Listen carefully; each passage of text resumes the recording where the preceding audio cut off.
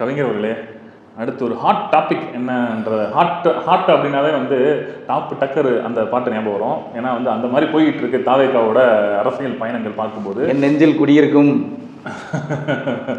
தாவேகாவோட அரசியல் பயணம் உண்மையிலே என்னன்னு பார்த்தோம் அப்படின்னா, கடந்த 2 தினங்களாக கோயம்புத்தூர் நடந்த கூட்டம் வந்து முதல் நாள் நடந்த கூட்டத்தை விட அடுத்த நாள் வந்து அதிகமான கூட்டம் வந்துருச்சுன்னு சொல்லப்படுது. ஏன்னா காவல்துறையே மிகவும் ஸ்தம்பித்து போயிட்டாங்க. இது வந்து பூத் கமிட்டி இல்லை, இது ஒரு மாநாடு. இது வந்து ஒரு மாநாடு நடத்திட்டு பூத் கமிட்டி கான்ஃபரன்ஸ்ன்ற மாதிரி சொல்கிறாங்கன்னு சில அரசியல் தலைவர்கள் வந்து கமெண்ட்ஸ் கொடுத்தாங்க. ஸோ அதில் பேசின விஷயங்களை நம்ம இப்போ பார்க்க போகிறோம். என்ன பேசினாங்க பூத் கமிட்டி கான்ஃபரன்ஸில், என்ன பேசினாங்க, அது வந்து அங்கே வந்த தொண்டர்களுக்கு போய் ரீச் ஆகுதா இல்லையான்ற விஷயத்தை பார்க்கும்போது மிகவும் குறைவுன்னு தான் சொல்லப்படுது. ஏன் அப்படின்னா நீங்கள் சொல்லுங்கள், அதாவது என்னென்ன மாதிரியான விஷயங்கள் பூத் கமிட்டியில் பேசப்பட்டது? ஆதவர்ஜுன் அவர்கள் வந்து பயங்கரமாக பேசியிருக்காருன்னு சொல்கிறாங்க. என்ன பேசினாங்க, என்னன்னு சொல்லுங்கள். கொங்கு மண்டலத்தில் இந்த மீட்டிங் ஆனது நடைபெற்றது. திரு விஜய் அவர்கள் விமான நிலையத்துக்கு வரும்பொழுது 11 மணி அளவிலேயே பார்த்தீங்கன்னா ஒரு மிகப்பெரிய கூட்டம் நிறைஞ்சு, இது ஆக்சுவலாக வந்து இவங்க வந்து வாக்காளர்கள் அப்படின்றத எண்ணத்தை எடுக்கிறத விட ரசிகர்கள் கூட்டமாக இதை கருதலாம். இது ஒரு கட்சி மீட்டிங், ஆனால் ரசிகர்களின் கூட்டமாகத்தான் இது நடைபெற்றது.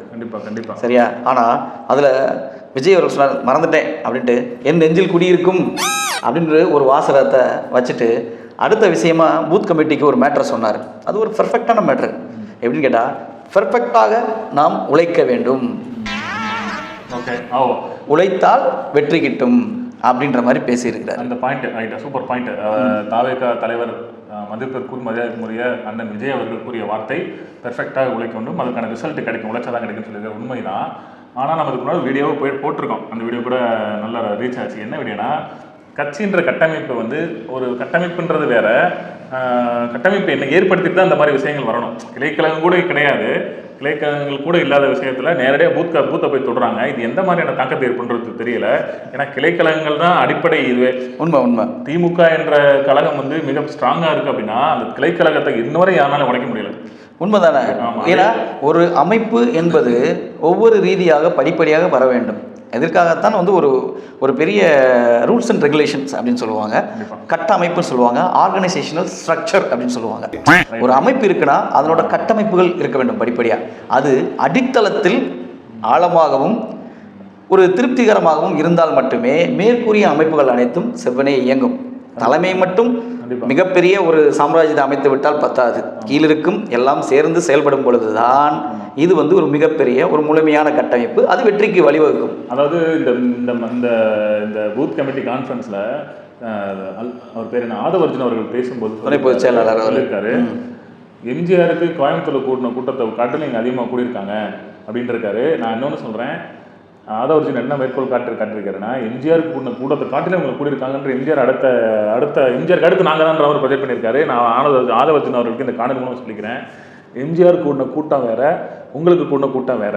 இதை சொல்லணும், எப்படி சொல்லணும்னா மலைக்கும் மடுவுக்குமான ஒரு வித்தியாசமாகத்தான் பார்க்க வேண்டும். ஆமாம். ஏனென்றால் அவர் திராவிட முன்னேற்ற கழகத்திலிருந்து பிரிந்து கட்சியை ஆரம்பித்தவர். அதுபோல இந்த நடத்திய கட்சியை வெற்றி பாதைக்கு இட்டு சென்று மிகப்பெரிய ஆளுமைகளை உருவாக்கியவர். தொடர்ந்து 11 முதல்வர் வந்தவர், ஒரே முதல்வர். யாராலும் செய்ய முடியாத மிக பெரும் சாதனை புரட்சி தலைவர் எம்ஜிஆர் அவர்கள் செய்தது. இதை ஒப்பிடுவது இது வந்து நகைப்பிற்குரியது. என்னன்னா, அந்த விஷயத்தை வந்து அந்த விஷயத்துக்கு மாற்றாக நம்ம விருதுநகரா ராஜேந்திர பாலாஜி அவர்கள், ஆமாம், ராஜேந்திர பாலாஜி அவர் சொல்லியிருக்காரு, 2011 தேர்தலில் கூட தான் வடிவேலுக்கு இதை விட கூட்டம் பயணமாக கூடிச்சு, ஓட்டாச்சா முடியல அப்படின்னு. அதனால தான் நான் இதை முதலே சொன்னேன் உங்கள்கிட்ட. நான் கூடுகின்ற கூட்டம் யாவும் ஓட்டுச்சீட்டாகவும் வாக்காகவும் மாறாது, ரசிகர் பட்டாளமாக என்று நினைக்கலாமே தவிர அதை நாம் ஓட்டு வாக்கு என்று எதிர்பார்க்க முடியாது. கரெக்டாக பாயிண்ட்டுக்கு வந்தீங்க.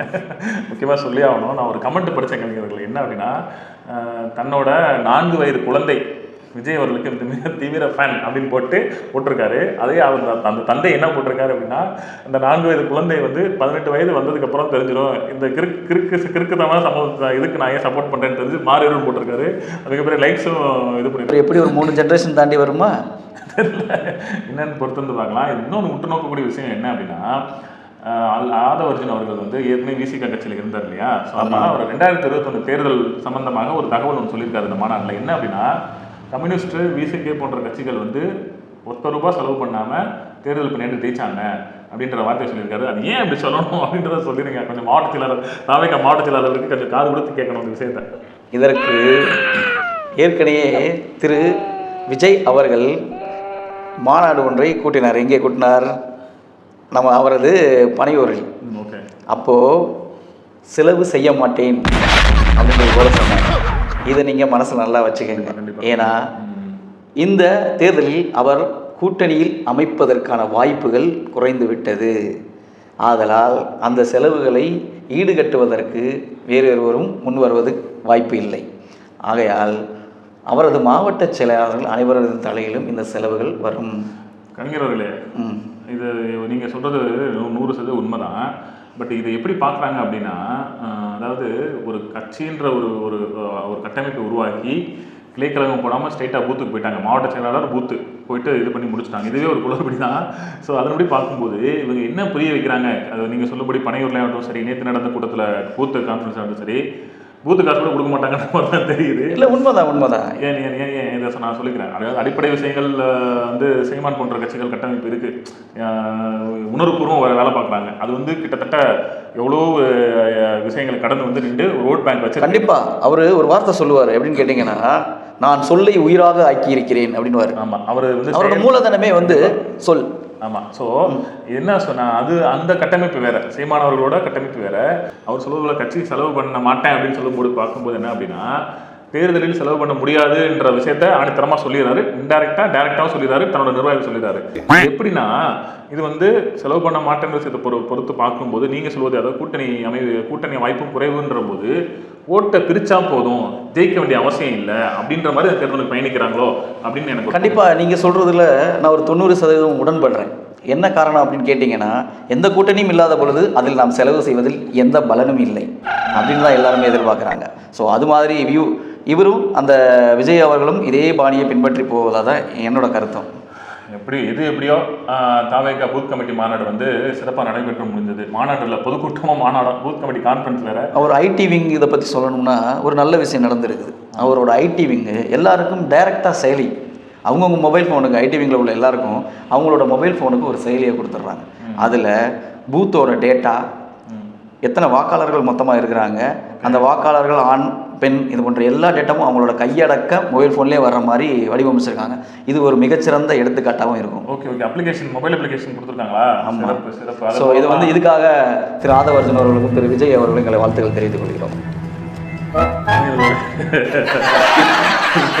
ரைட்டு. அது எத்தனை பேருக்கு வாக்காளர் இருக்காங்கன்ற விஷயத்தையும் கன்ஃபார்ம் பண்ண சொல்லுங்க.